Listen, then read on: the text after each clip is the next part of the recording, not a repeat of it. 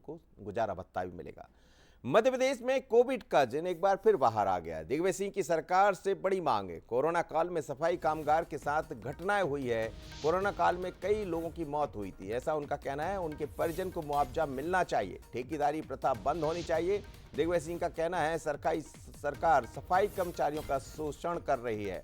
तो आज दिग्विजय सिंह पहुंचे हैं पीसीसी और उससे पहले उन्होंने सफाई कामगारों के साथ कहा जाए तो सुर में सुर मिला दिया है। कहा यह जा रहा है कि सफाई कर्मचारी अपनी मांगों को लेकर मांग कर रहे हैं सरकार से, लेकिन उनके साथ खड़े हो गए हैं पूर्व मुख्यमंत्री दिग्विजय सिंह।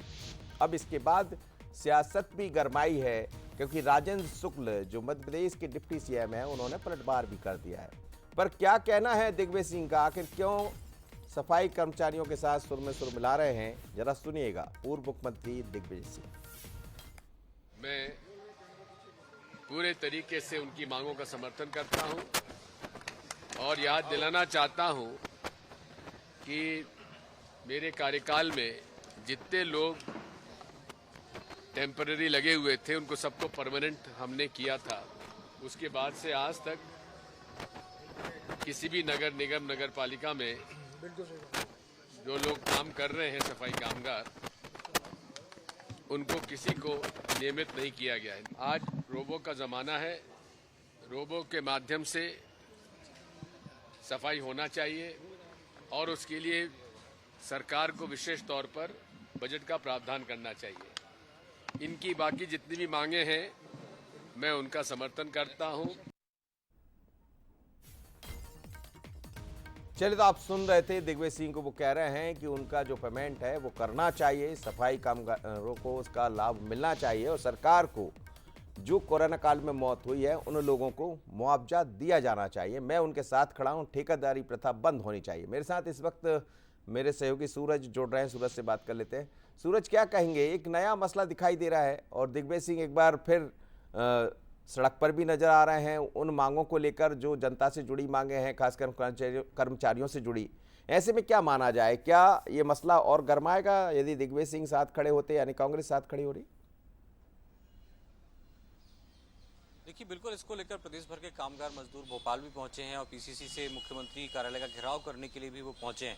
उसी दौरान दिग्विजय सिंह से भी मुलाकात हुई थी और खासतौर से वो स्पष्ट तौर पर यही कह रहे हैं कि कामगार मजदूरों को लेकर भी सरकार को फैसले लेने चाहिए, क्योंकि उनकी भी अपनी समस्याएं होती हैं। कोविड के दौरान भी उन्होंने कामकाज किया, जो नियुक्तियों की बात हो रही है, वेतन वृद्धि की बात हो रही है, तमाम मांगों को लेकर वो दिग्विजय सिंह से मिले थे। और स्पष्ट तौर पर यही वो कह रहे हैं कि मेरी सरकार के समय मैंने बहुत सारे सफाई जो कामगार मजदूर हैं उनको परमानेंट भी किया था, उनको बाकी जो सरकारी सुविधाएं मिलनी चाहिए उसके लेकर भी प्रयास किया था। लेकिन बीजेपी सरकार में ऐसा नहीं हो रहा है, सिर्फ ठेका प्रथा चल रही है। तमाम जो नगर निगम है, नगर पालिका है, नगर पंचायत हैं, वहां पर सफाई कामगार जो मजदूर हैं वो सिर्फ ठेका प्रथा के तहत लिए जाते हैं, आउटसोर्सिंग के माध्यम से लिए जाते हैं, जबकि वो एक सरकार का अभिन्न अंग है, समाज का अभिन्न अंग है। ऐसे में कहीं ना कहीं उन्हें भी वो सुविधाएं मिलनी चाहिए जो एक सरकारी कर्मचारी को मिलती है। इसको लेकर सरकार को विचार करना चाहिए। और इसी सिलसिले में तमाम जो मजदूर हैं वो सफाई कर्मी हैं भोपाल पहुंचे हैं और बड़ा आंदोलन करने की तैयारी में। चलिए, बहुत धन्यवाद सूरज आपका। वो कह रहे हैं कि बड़ा आंदोलन करने की तैयारी है। सफाई कर्मचारी मध्य प्रदेश से अलग अलग हिस्सों से यहाँ पहुंचे हैं। ये वो कर्मचारी है कोविड में जिनके परिजनों को उन्होंने अपना गंवा दिया और उसको लेकर वो आंदोलन करने जा रहे हैं। उसी दौरान दिग्विजय सिंह पूर्व मुख्यमंत्री ने कहा कि हम भी उनके साथ खड़े होंगे। लेकिन मैं आपको बता दूं, राजेंद्र शुक्ल जो मध्य प्रदेश की डिप्टी सीएम है, उन्होंने भी इस पर पलटवार किया। उन्होंने कहा है कि सरकार के लिए हम वो सब कर रहे हैं सरकार की तरफ से जनता के लिए, कर्मचारियों के लिए, बल्कि आयुष्मान कार्ड का जिक्र करते हुए उन्होंने कहा कि 5 लाख तक का इलाज हम ऐसे लोगों को मुफ्त कराने जा रहे हैं। इसका मतलब यह है कि सरकार उनके साथ खड़ी है और रिजल्ट जब आते हैं चुनाव के तो साथ देती है जनता, भारतीय जनता पार्टी का। इसका मतलब यह है कि हम जो कहते हैं वो करते हैं, लेकिन दिग्विजय सिंह के बरगलाने में या कांग्रेस के बरगलाने में कर्मचारी नहीं आएंगे। क्या होगा इस पर नजर रहेगी। अगला